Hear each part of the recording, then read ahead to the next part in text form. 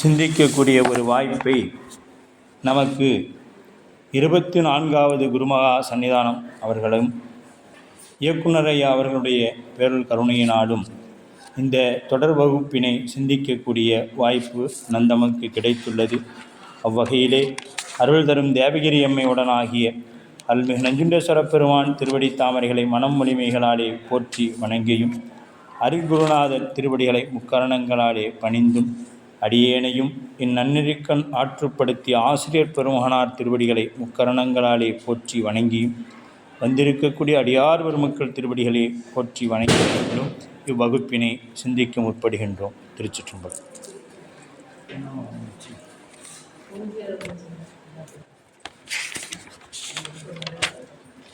நாம் இதுகாலும் 3 நூற்பாக்கள் சிந்தித்து நிறைவு செய்திருக்கின்றோம். அந்த 3 நூற்பாக்களுடைய தொகுப்பினை பார்த்துவிட்டு நாம் 4வது நூற்பாக்குள்ளே செல்லலாம் என்று திருவருள் உணர்த்திய வண்ணம் நாம் முதல் நூற்பாவில் என்ன சிந்தித்தோம் என்பதை நாம் பார்க்க வேண்டும். உலகில் ஒரு பொருள் உலகில் ஒரு உள்பொருள் என்ன அப்படின்னு பார்க்கணும். அது என்ன அப்படின்னு பார்த்தோன்னா அது இறைவன். ஒரு பொருள் தான் உண்டா அப்படின்னா இல்லை.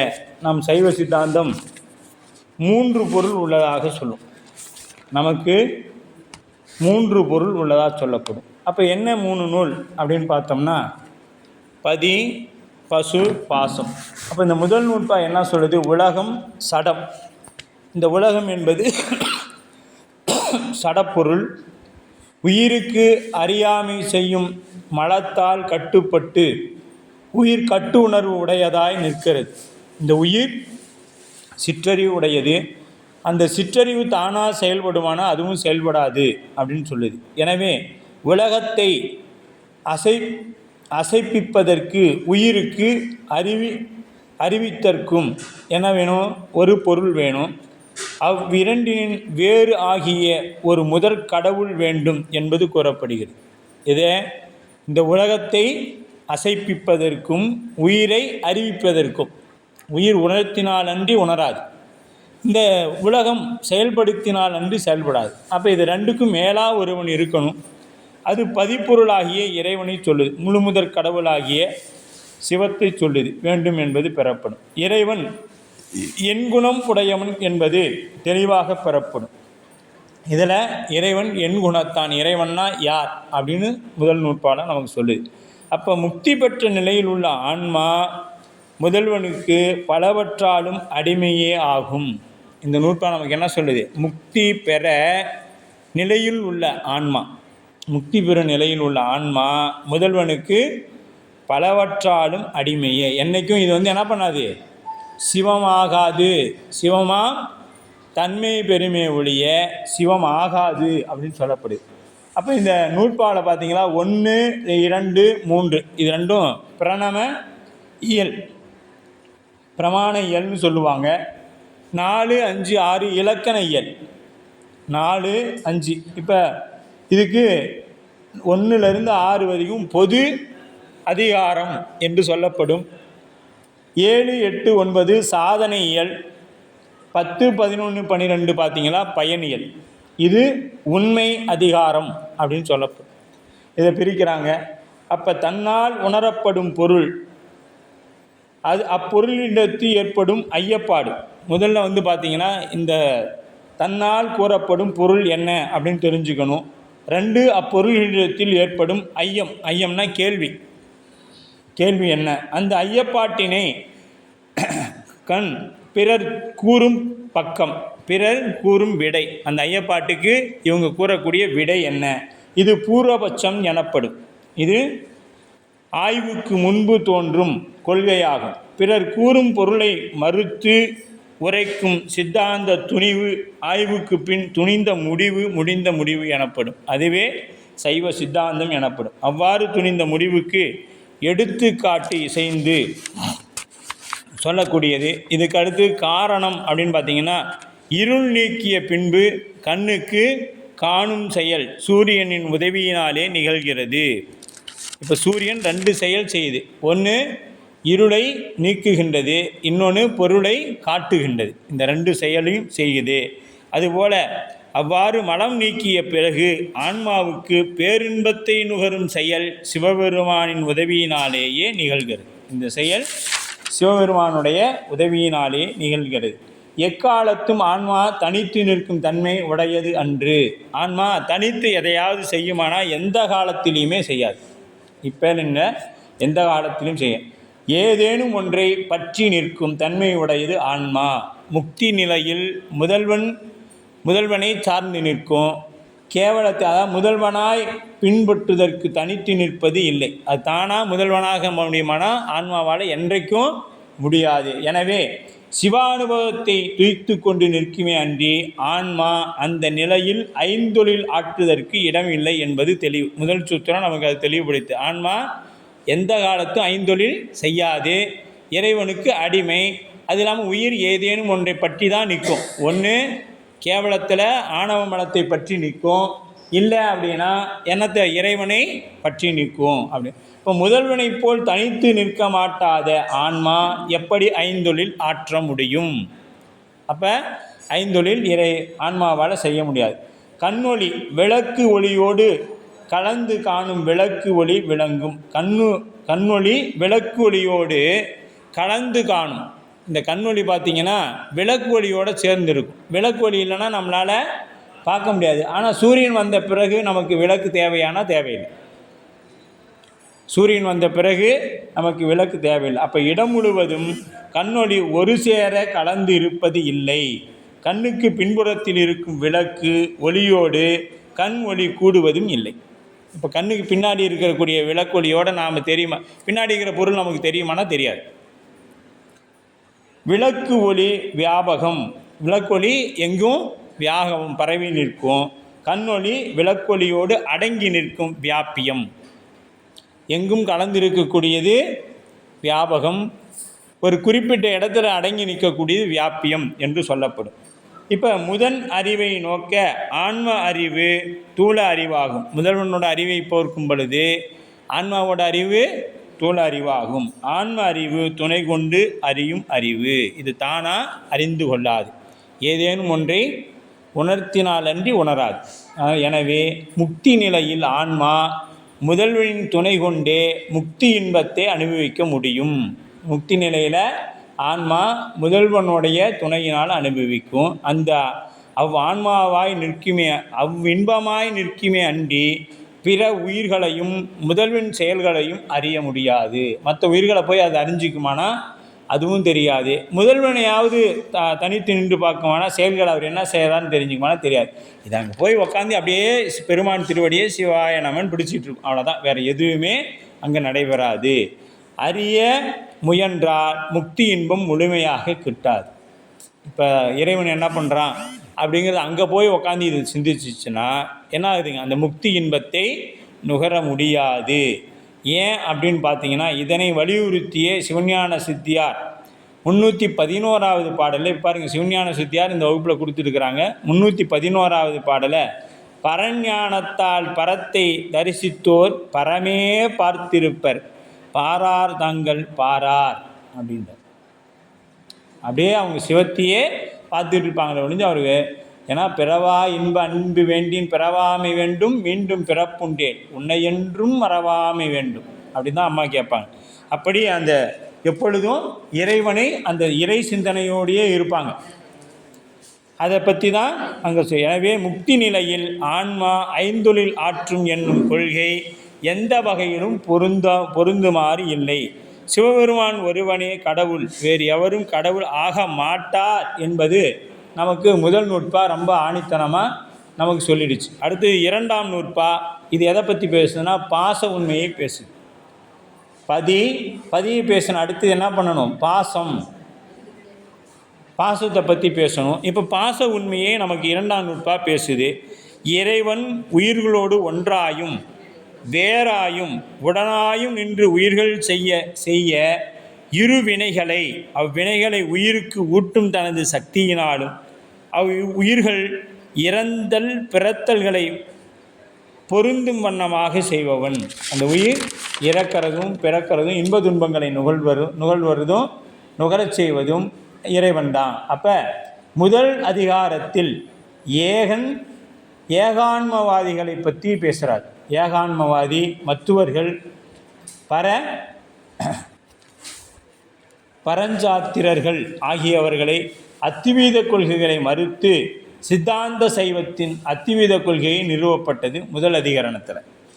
அதில் 2ஆம் அதிகரணத்தில் பார்த்தீங்கன்னா, இதில் 2ஆம் நூற்பாவில் 2ஆம் அதிகரணத்தில் இறைவன் உயிர்களுக்கு புதிய படைப்பை செய்யும் பொழுது இறைவனுக்கு இருவினை, மாயை முதலிய துணை காரணம் வேண்டப்பட்டது. அதனால் இறைவன் சுதந்திரத்திற்கு இழுக்கு இல்லை என்பது நிறுவப்பட்டது. இப்போ இறைவனுக்கு துணை காரணம் தேவைப்படுது. அதனால் இறைவனுக்கு ஏதேனும் இழுக்கா அப்படின்னு பார்த்தோம்னா இல்லை, இறைவனுக்கு இழுக்கு இல்லை. மேலும் இறைவன் உயிர்களுக்கு வினைப்பயனை தன் சக்தியால் கூட்டுவான் எனப்பட்டது. எதால் செய்வான் இறைவன்? மாயை என்கின்ற மாயை வந்த உடனே என்ன ஆகிடுது? சாமி சக்தியின் வழியாகத்தான், மாயை வழியாக நமக்கு இந்த உலகத்தையே படைக்கிறார். அருள் சக்தியின் வழியாக மாயை. அப்போ ஆணவம், கண்மம், மாயை இவை சடமே அனாதியே உள்ள அப்பொருள்கள் இறைவனால் செய்யப்படும் என்பது சாதிக்கப்பட்டன. இப்போ இது இறைவனால், இப்போ இது யாது? ஆணவம், கண்மம், மாயை அனாதியே நம்மளோட இருக்குது. இந்த ஆணவம், கண்மம், இந்த கண்மமும் மாயையும் இடைப்பொருளாக வந்து சேர்ந்தது. ஆணவம் மட்டும்தான் நம்மளோட அப்போ இருந்து இருக்கும், இடையில் கொண்டு வந்து சாமி சேர்த்துவாங்க. ஏன்னா அவர் அது செயல்பாட்டுக்கு வரும்பொழுது தான் மாயையின் வழியாக கண்மங்கள் வருது அப்படின்னு சொல்ல. 3ஆவது அதிகரணத்தில் உயிர்களுக்கு மறுபிறப்பு உண்டு என்பது கொள்கை நிறுவப்பட்டது. 3ஆவது நூற்பாவில் உயிர்களுக்கு மறுபிறப்பு உண்டு, அது இல்லைன்னு மற்ற சமயத்தில் சொல்லுவாங்க, ஆனால் நமக்கு உண்டு அப்படின்னு. யோகாய உவமை ஆன்மா நுண்ணுடலை விட்ட நிலையில் இறைவனோடு ஒன்றுபட்டு நிற்கும் என்பதற்கே கூறப்பட்டது அன்றி பருவுடலை விட்டு போவதற்கு கூறப்படுவதும் இல்லை என்பது தெளிவானது. அங்கே பருவுடலை விட்டு போகிறக்கோ அல்லது என்ன பண்ணுறது, இறைவனோடு ஒன்றுபட்டு நிற்கும் என்பதற்காக கூறப்பட்டது அன்றி. 3ஆம் நூற்பாவில் பசு உண்மை. 3ஆம் நூற்பா என்ன பேசுதுன்னா, பதி பேசியாச்சு முதல்ல, 2ஆவது பாசம் பேசியாட்டாங்க, அடுத்து என்ன பேசுகிறாங்க? பசு அப்படின்னு பேசுகிறாங்க. பசு உண்மையை 3ஆம் நூற்பா. இவற்றின் 7 அதிகரணங்கள் உள்ளன. 3ஆம் நூற்பா நம்ம போன வகுப்பில் விரிவாக பார்த்தோம். 7 அதிகரணங்கள் உள்ளது. இலது என்றலின் ஆன்மா உள்ளது. ஆன்மா எப்படி இருக்குது அப்படின்னு சொல்லி கேட்குறாங்க மற்றைய மதவாதிகள். இலது அப்படின்னா நீ எது இப்போ இல்லைன்னு சொல்லுது அப்படின்னு பார்த்தீங்கன்னா உன்னோட ஆன்மா, அந்த ஆன்மா தான் இலது. அப்படி எனது உடல் என்றலின் ஆன்மா உள்ளது. இது யாரோட உடம்புன்னு சொல்கிறோம்? இப்போ எனக்கு உடம்பு சரியில்லை, எனக்கு உடம்பு சரியில்லை, உடம்புக்கு உடம்பு சரியில்லை, அதுக்கு சரியில்லைன்னு சொல்கிறத விட்டு நாம் என்ன சொல்கிறோம்? இந்த உயிருக்கு இந்த உடம்பு தான் எல்லாமேங்கிற மாதிரி இது அப்படியே சேர்ந்துடுச்சு. சேர்ந்தோடனே இது என்னோடது அப்படின்னு சொல்கிறோம். அப்போ எனது உடல் என்றலின் ஆன்மா உள்ளது. இப்போ ஆன்மா வேறு, உடம்பு வேறு. ஐம்புலன் அறிதலில் ஆன்மா உள்ளது. சரி, இந்த ஐம்புலன் தான் ஆன்மாவா? இந்த உடம்பு முதல்ல பார்த்தோம், இலது என்றலின் ஆன்மா உள்ளது. எப்போ நீ இல்லைன்னு சொன்னியோ அப்போ ஆன்மான்னு ஒன்று உண்டு. அப்போ ஆன்மானா இந்த உடம்பு தான் ஆன்மாவானா? இல்லை. சரி, ஐம்புலன்கள் ஆன்மாவானா? இல்லை. ஐம்புலன்கள் அறிதலில் ஆன்மா. ஏன்னா இப்போ 4ஆம் சூத்திரத்தில் இதை நம்ம விரிவாக பார்க்க போகிறோம். கண்ணு என்னத்தை ஒரு பொருளை பார்க்கும், இதுக்கு மனத்தை பற்றி தெரியுமானா மனம் தெரியாது. மூக்கு மனத்தை பற்றி தெரியும், அதுக்கு ஒரு பொருளை தெரியுமானா தெரியாது. வாய்க்கு சுவை தெரியும், ஆனால் எந்த பொருளையும் அது தெரியாது. இதெல்லாம் தெரியறது எது? தனித்தனியாக தொகுப்பு, ஒவ்வொன்றும் ஒவ்வொன்றா தான் செய்யுமே ஒழிய எல்லாமே செஞ்சிடாது. அப்போ இது தனி. அப்போ அங்கேயும் ஆன்மா இல்லை, இந்த ஐம்புலனும் ஆன்மா இல்லை. அப்போ ஒடுக்கம் அறிதலில் ஆன்மா உள்ளது. சரி, அப்போது உள்ளுக்குள்ளே இருக்கக்கூடிய கருவிகள் அதாச்சும் ஆன்மாவானா? அதுவும் இல்லை. இப்போ கருவி காரணம்னா என்னன்னு நமக்கு முன்னாடி படிச்சிருக்கும். அப்போ உண்டின் வினை இன்மையின் ஆன்மா உள்ளது. வினை இன்மையின் ஆன்மா உள்ளது. உணர்த்த உணர்தலின் ஆன்மா உள்ளது. இப்போ உணர்த்தினா மட்டும்தான் உணரும், இல்லைன்னா என்ன ஆகும்? ஆன்மா எதையுமே உணர்ந்து கொள்ளாது. அப்போ மாயா இயந்திர தனுவலில் ஆன்மா உள்ளது. மாயா இயந்திர தனு அப்படின்னா கருவிகள், இந்த கண், காது, மூக்கு, அந்த கரணங்கள், இதெல்லாம் மாயா இயந்திர தனு. அதில் பற்றி பார்த்தீங்கன்னாலும் அதுவும் இல்லை. அப்படி இப்போ எது தான் அப்படின்னு சொல்கிறாரு. அவையே என்று ஆக பிரணமத்தால் எடுத்து. இப்போ அவையே என்று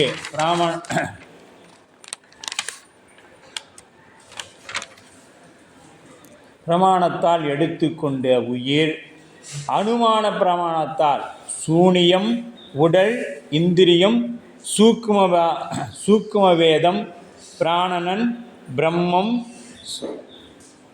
சதாயம் என்னும் இவற்றின் வேறு என 3ஆம் நூற்பாவில் கூறப்பட்டது. இதில் உள்ள 7 அதிகரணங்களில் நிறுவப்பட்டது. ஆன்மா என்ற ஒரு பொருள் இல்லை. ஆன்மா என்று ஒரு பொருள் இல்லை. அது சூனியம் என்று சூனிய ஆன்மவாதிகள் கூறுவார்கள். ஆன்மாங்கிற ஒன்றே இல்லை அப்படின்னு இது யார் சொல்லுவாங்கன்னா, சூனிய ஆன்மவாதிகள் சொல்லுவாங்க. சூனியம் என்று அறிகின்ற அறிவு ஒன்று உண்டு, ஆதலால் அவ்வறிவே ஆன்மா அப்படின்னு நாம் சொல்கிறோம். சூனியம்னு ஒன்று இருக்குதுன்னு சொல்கிறோம்ல, அந்த அறிவு ஆன்மா.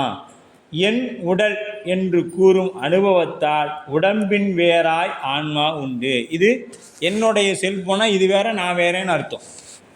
இது என்னுடைய அலைபேசின்னு சொன்னோம்னா நான் வேற இது வேறேன்னு அர்த்தம். அப்போ என்னாச்சு? இது வேற நான் வேற நாம் நிற்கிறோம். அதுபோல் உடம்பும் உயிரும் ஆன்மாவும் வேற வேறு. எனது உடல் என்றலின் அனுபவத்தால் உடம்பின் வேறாய் ஆன்மா உண்டு. ஐம்பொறிகளுள் ஒன்று அறிதனை பிரிதொன்று அறிவதில்லை. இந்த ஐம்பொறியில் ஒவ்வொன்றும், இப்போ கண் அறிந்ததை காதுக்கு தெரியாது, காது கேட்டது கண்ணுக்கு தெரியாது. இப்படி ஒன்று அறிந்த பின்னொன்று அறிவதில்லை.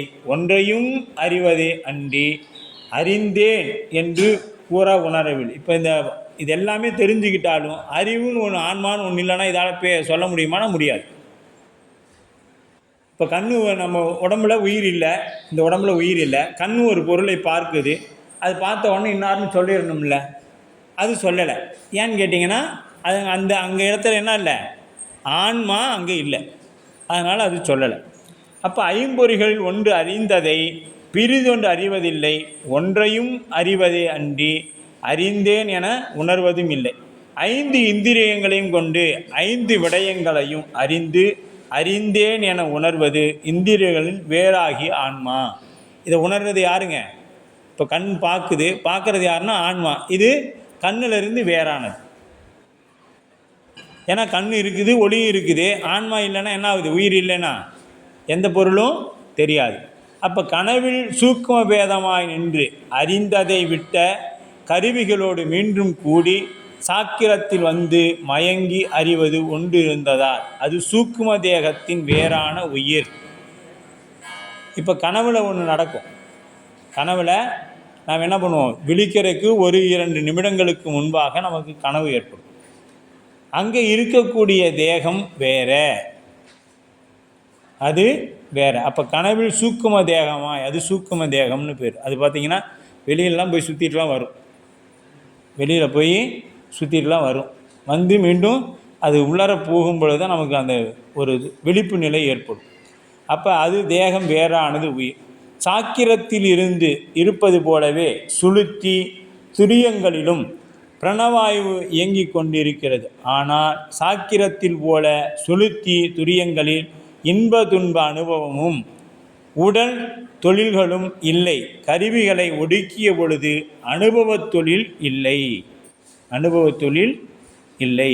அப்போ ஒடுங்கிய கருவியோடு மீண்டும் கூடும்போது அவை உள்ளது. இப்போ ஒடுங்கிய கருவியோடு மீண்டும் வந்து ஆன்மா கூடும் பொழுது உள்ளது. எனவே இவ்விரு வேறுபட்ட நிலைகளிலும் அவ்வாறு நிற்பது பிரணவ வாயுவின் வேறான உயிர் என்பது. இந்த பிரணவ வாயு தான் உயிருங்கிறது இல்லை. ஏன்னா இந்த ஆன்மா உயிரை விட்டு பிரிந்த பிறகும் தனஞ்சயன் அப்படிங்கிற ஒரு வாயு இந்த உடம்புக்குள்ளே இருக்கும். 9 வாயு தான் நமக்குள்ளே இப்போ செயல்படும். 10ஆவதாக ஒரு வாயு நம்ம உடம்புக்குள்ளே இருந்துக்கிட்டு தான் இருக்கும். இந்த உடம்பை விட்டு உயிர் பிரிந்த பிறகு அது இருக்கும். அது எதுக்கு அப்படின்னா, இந்த உடம்பை அழிக்கிறதுக்காக, உடம்பை அழிக்கணும். அதுக்காக அப்போ அது அந்த இடத்துல பிரணவ வாயு ஆன்மா இல்லை அப்படின்னா, ஏன்னா ஆன்மா பிரிஞ்சு போயிடுச்சு. போன பிறகு அதுக்குள்ளே ஒரு வாயு இருந்து அந்த உடம்பை நொதிக்க செய்யுது. அந்த உடம்பை என்ன பண்ணுங்க, அப்படியே உப்பை வச்சு வெடித்து புழுக்களுக்கு அது பயன்படுத்த உணவாக மாற்றி கொடுக்கும், நொதிக்க செய்யும். இப்போ யாரும் இல்லாத இடத்துல நாம் உயிர் போயிடுச்சு, போன பிறகு அந்த உடம்பை யார் அடக்கம் பண்ணுறதுன்னா தன்னை தானே அது சரி செய்து கொள்ளும். அதுதான் இயற்கை உலகம். யாரும் இல்லாத இடத்துல அது தன்னை தானே அழித்து கொள்ளும் அப்படின்னு அதுக்கு என்ன தேவைப்படுது? அதுவே சடலம்னு சொல்லிடுறோம்ல. அது எப்படி தன்னை தானே அதை பண்ணிக்கும் அப்படின்னா, அந்த தனஞ்சயன்கிற அந்த வாயுவை வைத்து தான் இறைவன் அந்த வேலையை செய்கிறார். அதற்கு அதே இயல்பாகவே இப்போவே அதை நமக்குள்ளே கொடுத்து வச்சுட்டார். அது நமக்குள்ளே தான் இருக்குது. அந்த வாயு எங்கே இருக்குதுன்னா நமக்குள்ளேயே தான் இருக்குது. ஆனால் அது எப்போ செயல்படும்னா, மீதி 9 வாயுக்களும் தச வாயுவில் 9 வாயு எப்போ செயல்படலையோ அப்போ அந்த 10ஆவது வாயு செயல்படும் அப்படின்னு சொல்லப்படும். அப்போ கருவிகளோடு கூடி அறிதலும் ஆசிரியரின் உபதேசத்தினால் அறிதலும் கருவிகளோடு கூடிய சாக்கிரத்தில் ஒரு சேர அறியாமல் ஒன்றனையே அறிதலும் அதையே விட்டு அறிதலும் கருவிகளோடு கூடாமல் எவற்றையும் ஒரு சேர அறிவித்தவாறே அறியும் பிரம்மத்தின் வேறாய் உயிர் உண்டு. இந்த பிரம்மம் ஒரே கண்டினியூவாக அப்படியே போயிட்டே இருக்குமானா இல்லை. ஒரு சில நேரம் இதை நினைக்கும், அப்புறம் வேறு ஒன்றுக்கு போயிடும், அப்புறம் வேறு ஒன்றுக்கு போயிடும், மீண்டும் அதுக்கே வரும். அது இன்னொன்று என்னென்னா, நமக்கு இடையில என்னதுங்க, காலையில் வழிபாடு செய்கிறோம், மீது நம்மளுடைய வேலைகளுக்கு போகிறோம், வேலையை முடிச்சுட்டு என்ன பண்ணுறோம், உறக்கத்துக்கு போகிறோம், மீண்டும் அடுத்த நாள் தான். அப்போ அந்த தொடர்ச்சியாக ஒன்று செய்கிறோமானா இல்லை, அதையும் செய்வதில்லை.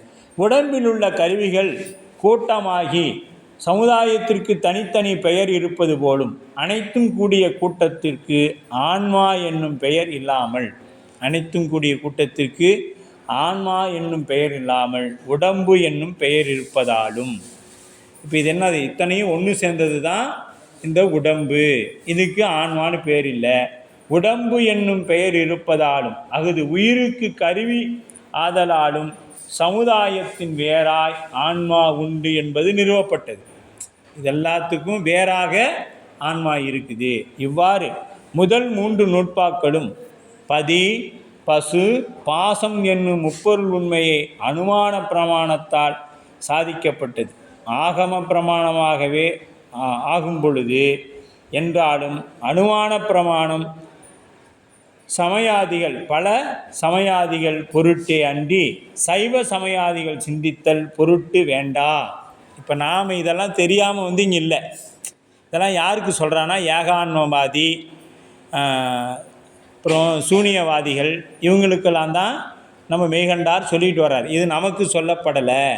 ஏன்னா நாம் முன்பு செய்த தவம் மறுபிறவினா இல்லைன்னு சொல்லி தான் நாம் இங்கே வந்திருக்கவே மாட்டோமே. மறுபிறவி இல்லைன்னு இருந்தால் நாம் இந்த வந்திருக்க மாட்டோம். இதெல்லாம் உணர்ந்ததுனால தான் நாம் இங்கே வந்திருக்கோம். அதே மாதிரி பிரணவ வாயுனா என்ன, இதெல்லாம் நமக்கு அதை பற்றிலாம் ஒரு அறிவு இருந்ததுனால தான் நம்ம சிவஞான போத வகுப்பு கேட்கக்கூடிய வாய்ப்பு இருக்குது. அப்போ பிரமாண இயல் இதோடு முடிச்சுட்டு அதுக்கடுத்து இலக்கண இயலுக்கு வராங்க. இதில் நூற்பா 4. நூற்பானா சூத்திரம், 12 சூத்திரம்னு சொல்லுவாங்க. நூற்பானா சூத்திரம். 4ஆம் நூற்பாவை பற்றி இதில் சிந்திக்கிறாங்க. அதில் கருத்து விளக்கம் அப்படின்னு ஒன்று முன்னாடி பார்ப்போம். முதல்ல நாம் என்ன பண்ணிடுறோம், அந்த செய்யுளை பார்த்துடலாம்.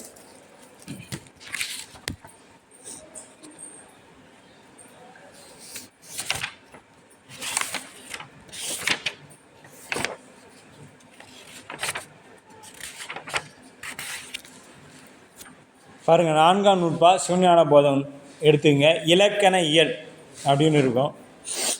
4ஆம் நூற்பா. அந்த கரணம் அவற்றின் ஒன்று அன்று அவை சந்தித்தது ஆன்மா சகலவளத்துணராது அமைச்சு அரசு ஏய்ப்ப நின்று அஞ்சு அவத்தையே அவத்தைத்தே அப்படிங்கிறார். அஞ்சு அவைத்தத்தே அப்படிங்கிறார் என்பது சூத்திரம். அப்போ இங்கே பொழிப்புரை என்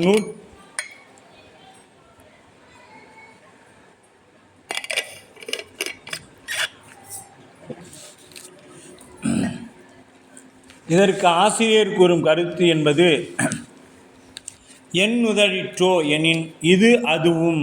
இப்போ எது அதுவும் அப்படின்னா 3வது நூற்பாதான் இருக்குது. இதெல்லாம் 3வது நூற்பாவில் சொல்லிட்டாச்சு. அதுவே தான் இங்கேயும் சொல்லப்படுது. அதனால தான் இதுவும் அது அப்படின்ட்டார். இதுவும் அது. அப்போ கருத்துரை விளக்கம் 4ஆம் நூற்பாவாகிய இது முக்தியை 3ஆம் நூற்பாவில் பொருளையே கூறுவதாய் தொடர்ந்து நிற்கிறது. இது முந்தைய 3ஆம் நூற்பாவுடைய பொருளை தான் இங்கே விளக்கி இன்னும் சொல்கிறதுனால அது இதுவும் அது அப்படின்னு சொல்லிட்டார். அப்போ என்பதை உணர்த்தியவார் அதுவும் இது என்றார். ஆன்ம பிரகாசம் என்னும் பொருள் முன்னே நூற்பாவில் இருப்பினை விளக்குதல் என்ற முறையில் கூறப்பட்டது. முன்னே நூற்பாவின் இருப்பினை விளக்குது. இப்பொருள் இந்நூற்பாவின் இலக்கணத்தை விளக்குதல் என்ற முறையில் கூறப்படுகிறது. இப்போ இதற்கு முன்னாடி பிரணவம் சொன்னிச்சு. இப்போ இலக்கணம் சொல்லுது. இலக்கணத்திலையும் 3ஐ பற்றி பேசும். பதி, பசு, பாசத்தை பற்றி. இப்போ என்னத்தை பேசுது? பாசத்தையே பசுவை பற்றியே மீண்டும் பேசுது. பசுவோட இலக்கணத்தை இப்போ பேசுது. பசுவோட இலக்கணம் என்ன என்பது 4ஆம் நூற்பா பேசுது. அப்போ ஆன்ம பிரகாசம் என்னும் பொருள் முன்னைய நூற்பாவின் இருப்பினை விளக்குது. அப்பொருளின் நூற்பாவின் இலக்கணத்தை விளக்குதல் என்பது முறையில் கூறப்பட்டது. இலக்கணத்தை கூடுது. எது? பசுவோட இலக்கணம் என்ன அப்படின்னுட்டு. அப்போ நூற்பாவின் பொருள் பார்க்கணும்.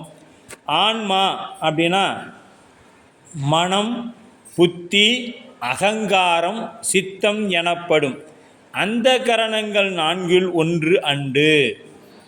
மனம், புத்தி, அகங்காரம், சித்தம் எனப்படும் இந்த அந்த கரணங்கள் 4ல் ஒன்று அன்று. ஆயினும் தன்னை இயற்கையாகவே பற்றியுள்ள ஆணவமலம் என்னும் மாசினால் அறியாமையில் இழந்து நிற்பதனால் அமைச்சர்களோடு கூடிய செயல்புரியும் அரசனைப் போல அம்மலச்சினை சிறிது நீக்கி அறிவை விளங்குவனவாயின் அந்த கணங்களோடு கூடி நின்று 5 நிலையை உடையதாகும். எப்போ அறிவில் இருக்கக்கூடிய அந்த ஆணவம் என்கின்ற சிறிது நீங்கணும். சிறிது நீங்கினாதான் இந்த தண்ணியில் ஒரு கல் எடுத்து போட்டோன்னு என்ன ஆகுதுங்க? அந்த பாசியெல்லாம் விலகுவது போல விலகினால்தான் பாசினை சிறிது நீக்கி அறிவை விளங்குவ செய்யும். அப்போ ஆன்மா அந்த கரணம் அவற்றில் ஒன்றன்று. இப்போ பாருங்கள், ஆன்மா கொண்டு கூட்டுதல் பார்க்கணும். கொண்டு கூட்டுதல் ஆன்மா அந்த கரணங்களில் ஒன்று அன்று. அது ஒன்று. ஆன்மா அந்த கரணங்களில் ஒன்று அன்று. அது அப்படியே கோடு போட்டு வச்சு 1ஆம் நம்பர்னு போட்டுங்க. ஆன்மா அகக்கருவியாகிய மனம், புத்தி, அகங்காரம், சித்தம் என்பதில் ஒன்றன்று, அவற்றின் வேறானது. இப்போ வெளியில் சொல்லிட்டு வந்தார். இப்போ உள்ளே போயிட்டார். மெய்கண்டார் என்ன பண்ணாருங்க? வெளியில் 5 புலன்கள் இதெல்லாம் வச்சு சொன்னார். இப்போ புத்தி, அகங்காரம், சித்தம், மனம், புத்தி, சித்தம், அகங்காரத்துக்கு போயிட்டாங்க. அப்போ ஒன்றன்று. அதான்.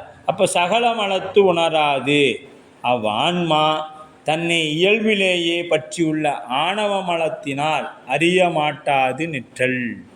இயல்பாகவே பற்றி இருக்கிறது. இது எப்படி இயல்பாகவே பற்றி இருக்கும் அப்படின்னா, செம்பில் நாம் முன்னமே பார்த்துருக்குறோம். ஆமாம், செம்பில் களிம்பு போல, நெல்லில் உமி போல. இது எப்போயும் நம்ம இது ஒரு 1000 முறை சொல்லிடணும் சித்தாந்த வகுப்பு முடிகிறதுக்குள்ளே. செம்பில் களிம்பு போல, நெல்லில் உமி போல, இதெல்லாம் சொல்லிக்கிட்டே வரணும். அப்போ அந்த அமைச்சு அரசு ஏய்ப்ப நுண்ணறிவு இல்லாத அரசன், இப்போ இப்போ அரசனுக்கு அறிவு அதிகமாக வேணுமானா தேவையில்லை. ஏன்னா அரசன் என்பவன் பரம்பரையாக வரவே, அவனுக்கு எல்லா அறிவும் இருக்குமானா சொல்ல முடியாது. ஆனால் அமைச்சர்கள் ஆகணும்னா அறிவு வேணும். அறிவு வேணும். அறிவு இருந்தால் தான் அந்த அமைச்சர் என்ன பண்ணணும், தன்னையும் பார்த்துக்கணும், முதல்வருக்கும் சொல்லணும், அதுக்கு அடுத்தது தனக்கு கீழே இருக்கிறவங்ககிட்டையும் வேலை வாங்கணும். இத்தனை வேலை ஒரு அமைச்சர் செய்திருக்கணும். அப்போ அமைச்சு அரசு ஏய்ப்பு அப்படின்னா நுண்ணறிவு இல்லாத அரசன் தன்னுடைய அமைச்சரோடு கூடி ஆட்சி நடத்துவது போல நுண்ணறிவு இல்லாத இறைவன், அதுபோல இந்த ஆன்மா அவை சந்தித்து ஒன்று அப்படின்னு தனது அறிவு விளங்கும் பொருட்டு வந்த கரணங்களோடு கூடி நின்று. அந்த கரணம்னா என்ன? அந்த கரணம்னா மனம், புத்தி, அகங்காரம், சித்தம், இதெல்லாம் அந்த கரணங்கள்னு பேர். 5 அவைத்தத்தே அப்படின்ட்டார்.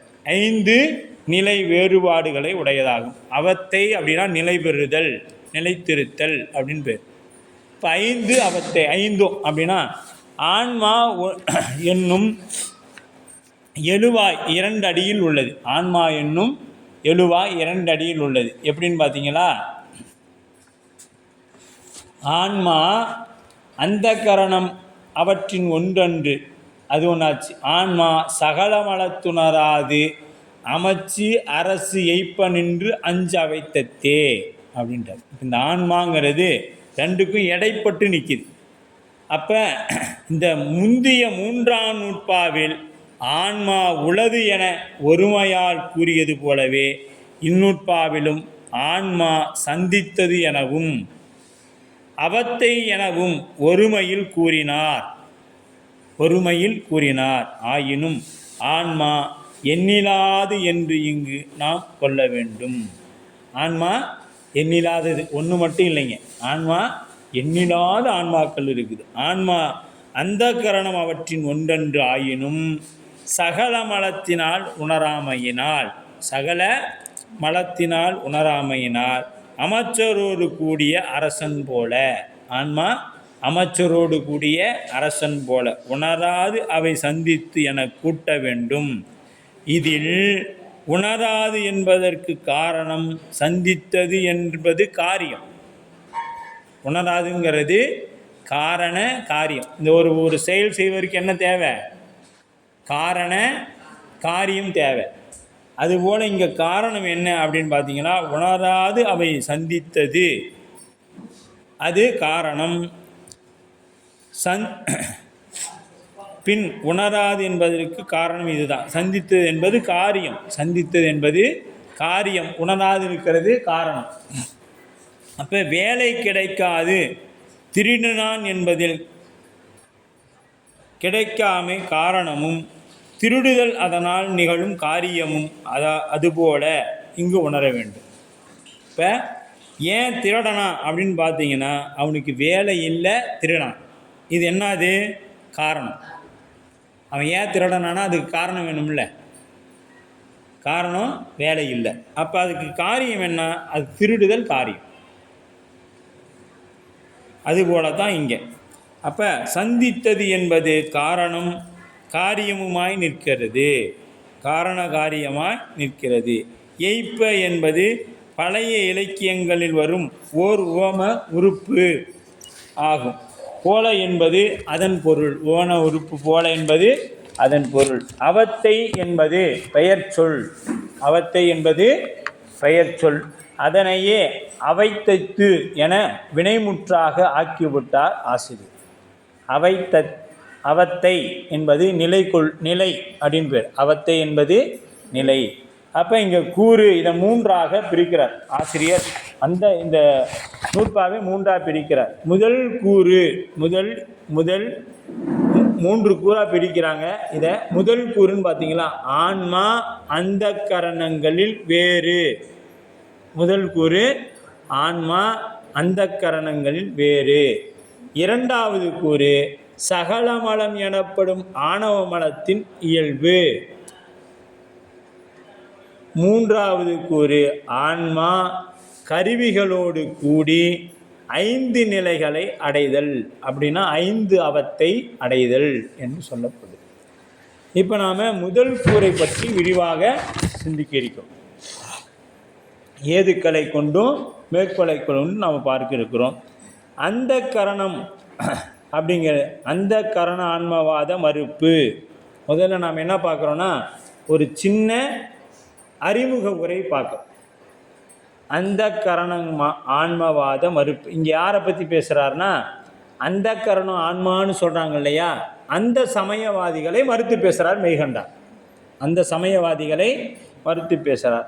அகக்கருவியாகிய அந்த கரணங்கள் ஆன்மா என கொள்பவன் அந்த கரண ஆன்மவாதி எனப்படுவான். யார்? அந்த கரணங்களின் இந்த கருவிகளை ஆன்மான்னு சொல்கிறவன் அந்த கரண ஆன்மவாதி.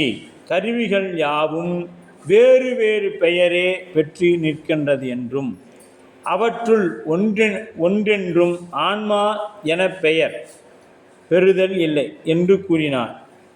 இப்போ இது தனித்தனியாக இருக்குது. எது? மனம்,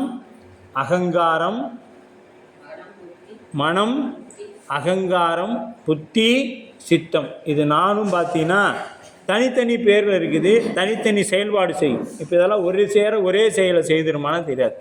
மனம் முதல்ல போய் ஒன்றை பற்றும். அகங்காரம் அது என்ன அப்படின்னு சொல்லி தெரிவிக்கும். அவர் வெள்ளை வேஷ்டி போட்டுக்கிறாரு, நம்ம சித்தப்பாவா அல்லது நாம் படித்த தமிழாசிரியரா அப்படின்னு தமிழாசிரியர் மாதிரியும் தெரியுது, சித்தப்பா மாதிரியும் தெரியுது, இப்படின்னு தேடிக்கிட்டே இருக்கும்.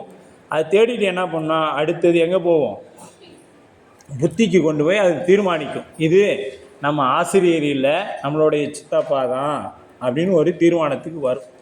தீர்மானத்திற்கு வந்த பிறகு இது என்ன பண்ணுன்னா சித்தத்துக்கு கொண்டு போகும். சித்தம் என்ன பண்ணால் தொடர்ந்து ரிப்பீட் பண்ணிக்கிட்டே இருக்கும். இவர் எப்போ பண்ணார், இவர் சித்தப்பா, இவர் என்ன பண்ணார், நம்ம இந்த அப்பாவே கண்டுக்கல, ஆனால் இவர் நம்மளை சைக்கிளில் போகக்குள்ள பெல்ட்லேயே அடித்தார். அதுக்கு அடுத்தது ஒரு நேரம் அடித்தாலும் இன்னொரு நேரம் என்ன பண்ணார், நம்மளை கடைகளுக்கு கூட்டிகிட்டு போய் நிறைய தின்பண்டங்கள்லாம் வாங்கி கொடுத்தாரு. இவர் நல்லவர். அதனால தான் ஒருத்தர் கோபமாக வராங்க. இப்போ கோபத்தில் நாம் சொல்கிறோம் இல்லையா, ஆத்திரத்தில் அண்டாவில் கையை விட்டாலும் உள்ளார போதாது இல்லையா? அதுபோல்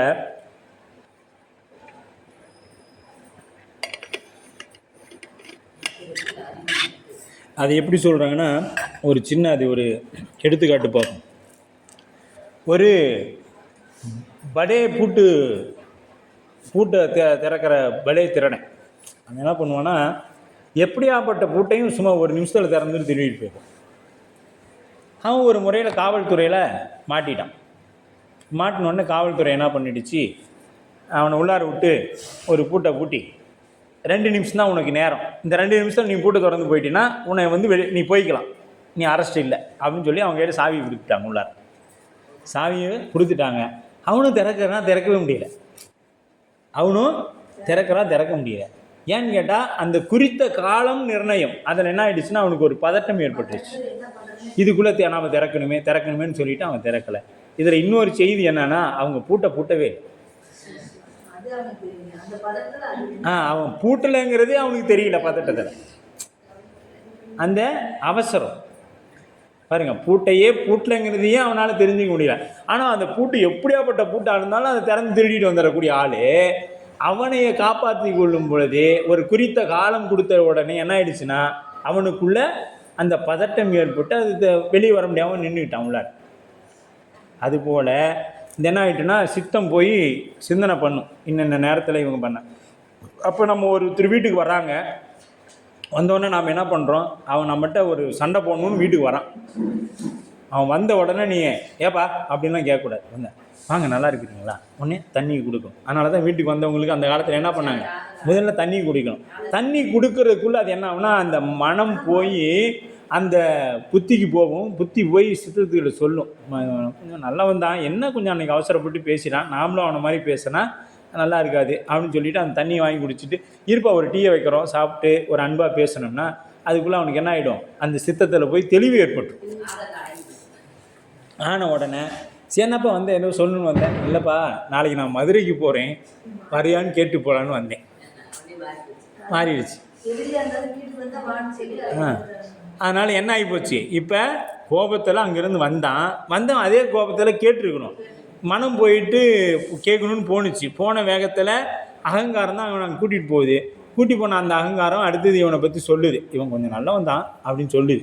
எது போன உடனே பேச விடலாமே, அவன் நமக்கு முன்னாடி அவன் பேசிட்டான். என்னன்னா, வாப்பா தண்ணி குடி, நல்லா இருக்கிறியா, தண்ணி குடி அப்படின்னு சொல்லி நல்லா இருக்கிறியான்னு கேட்டோடனே அவனுக்கு என்ன ஆயிடுச்சு அப்படின்ட்டு, நல்லா இருக்கிற போதும் விசாரணையெல்லாம் அப்படின்னு உடனே அடுத்து என்ன பண்ணுவான், தண்ணியை கொடுத்துட்டான். இப்போ என்ன பண்ணும், குடிச்சிட்டு தான் வைக்கணும். அதனால் குடித்ததுக்குள்ளே அந்த நேரத்துக்குள்ளே அது என்ன ஆயிடுச்சு, போய் அந்த சித்தத்துக்கிட்ட புத்தியில் சொல்லி புத்தி சித்தத்துக்கிட்ட போய் சொல்லிடுச்சு.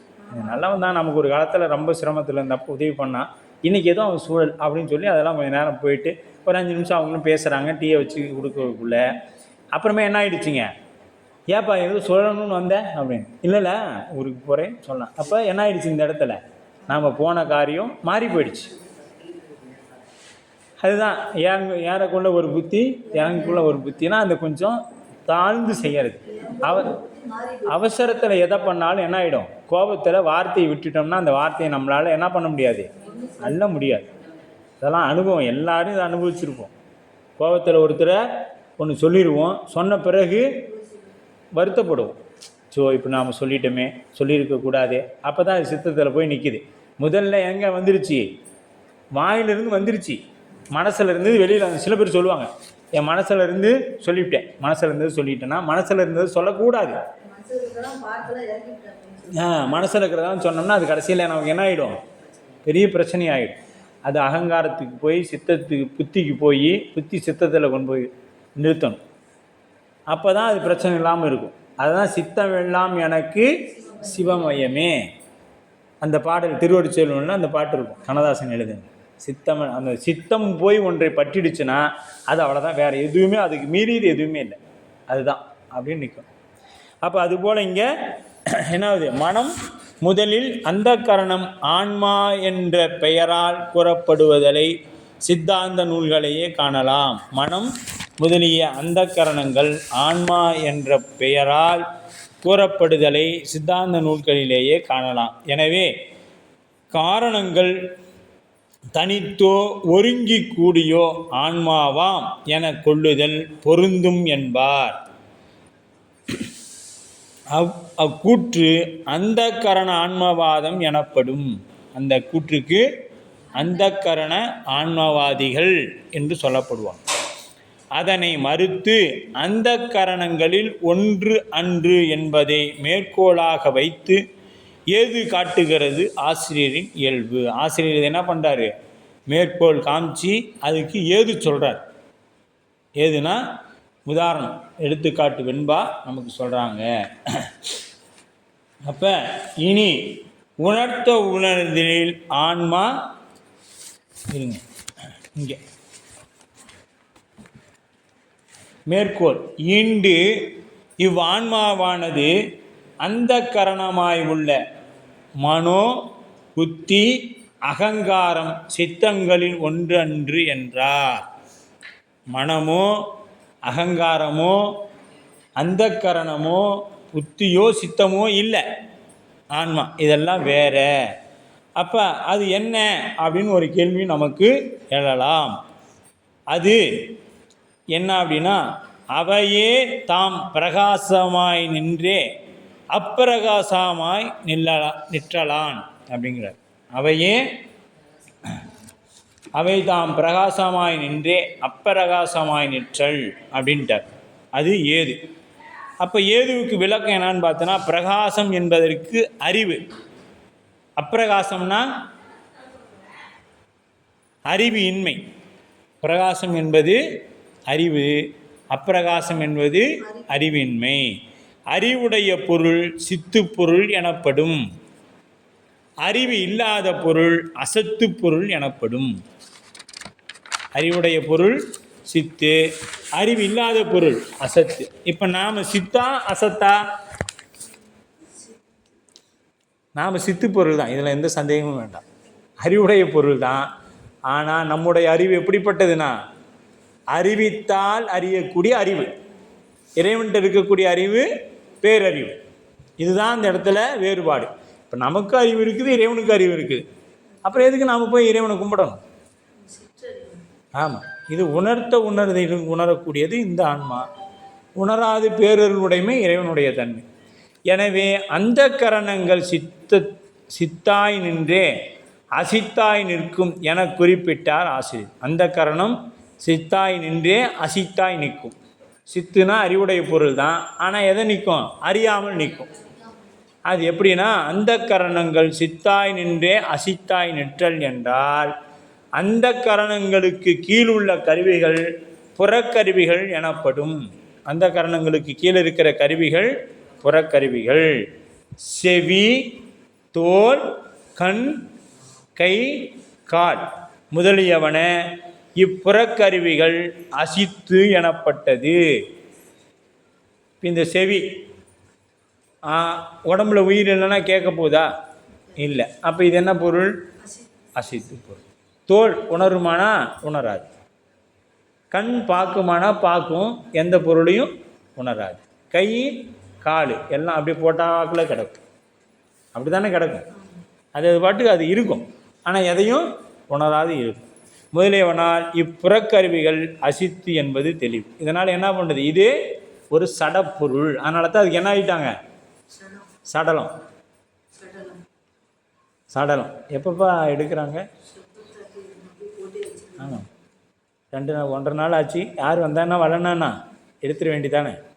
சடம், அது சடப்பொருள், அறிவு பொருள் இல்லை. அந்த கரணங்கள் அவ்வாறன்றி ஆன்மாவிற்கு மிக அணுக்கிய கருவியாய் நிற்கும். இந்த அந்த கரணம் ஆன்மாவுக்கு பக்கத்தில் இருக்குது.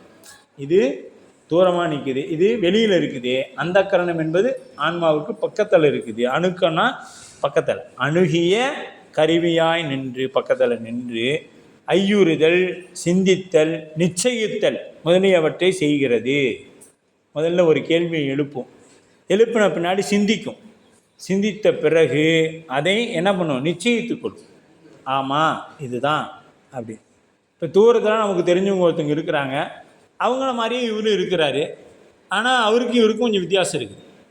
அதை பார்த்துட்டு என்ன பண்ணுது? முதல்ல ஒரு ஐயம் ஏற்படுத்தியான், அவராக இருக்குமா அப்படின்னு பார்க்குறோம். பார்த்த பின்னாடி கொஞ்சம் நல்லா உத்து பார்க்கும் பொழுது அவர் இல்லை, அவர் மாதிரி இருக்குது, ஆனால் அவருக்கு இவருக்கு கொஞ்சம் வித்தியாசம் இருக்குது அப்படின்னு நிச்சயிக்கும். நிச்சயித்த பின்னாடி என்ன பண்ணுன்னா, இல்லை சிந்திக்கும். சிந்தித்த பின்னாடி என்ன பண்ணுன்னா நிச்சயித்துக்கும். இன்னார் தான், இவர் இன்னார் தான் அப்படின்னு சொல்லி நிச்சயித்துக்கும். முதலியவற்றை செய்கின்ற. எனவே புறக்கருவிகளை நோக்க அவை சித்து என்று சொல்லும்படியாக இருக்கிறது. புறக்கருவிகளை பார்க்கும் பொழுது அது என்ன இதுங்க? சித்து பொருள் அப்படின்னு சொல்லு. ஆயின் அந்த கரணங்கள் யான் ஐயுறுகின்றேன், யான் சிந்திக்கின்றேன், யான் நிச்சயிக்கின்றேன் என்று தன்மை தாம் அறியமாட்டா. ஆகவே தம்மை நோக்க உணராத அவை அசித்தாய் விளங்கும். பாருங்க, இது எப்படி சொல்லிட்டாருன்னு. இது நான் ஐயுறுகிறேன் சொல்கிறோமா இல்லையா? நான் பார்த்தேன், நான் கேட்டேன் அப்படிங்கிற மாதிரி நான் ஐயுறுகிறேன் அப்படின்னு சொல்ல.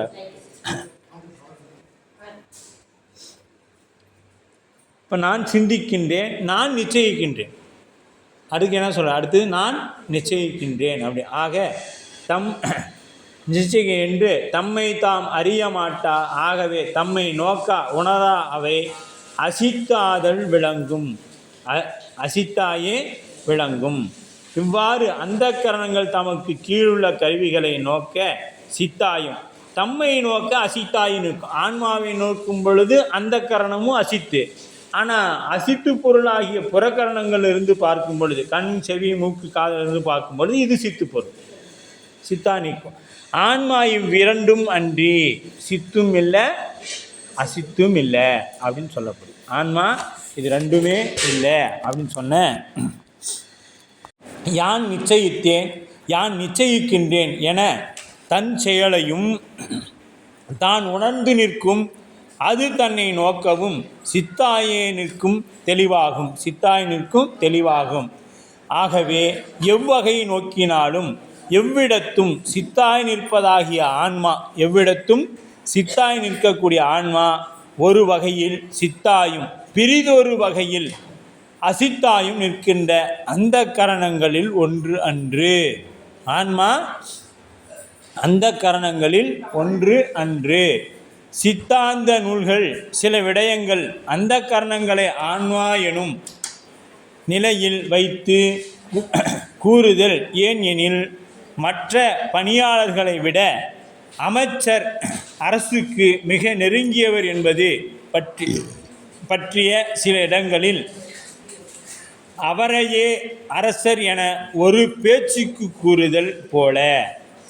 இப்போ அமைச்சர் முதல்வரோட பணிகளெல்லாம் அமைச்சர் செய்கிறதுனால இவர் என்ன சொல்லுவாங்க, இவர் தான்பா நிழல் முதல்வர் சொல்கிறோம் இல்லையா, நிழல் முதல்வருக்கே எல்லாமே இவர் தான் அப்படின்னு சொல்வது போல இங்கே சொல்லப்படுது அப்படின்னு சொல்கிறார். ஏனைய கருவிகளை நோக்க அந்த கரணங்கள் ஆன்மாவிற்கு மிக அணுக்கமான கருவியாக இருத்தல் பற்றி அவையே ஆன்மா என உபசரித்து கூறப்பட்டது. அவையே ஆன்மா என உபசரணையாக சொல்கிறது, அந்த மாதிரி சொல்லப்பட்டது.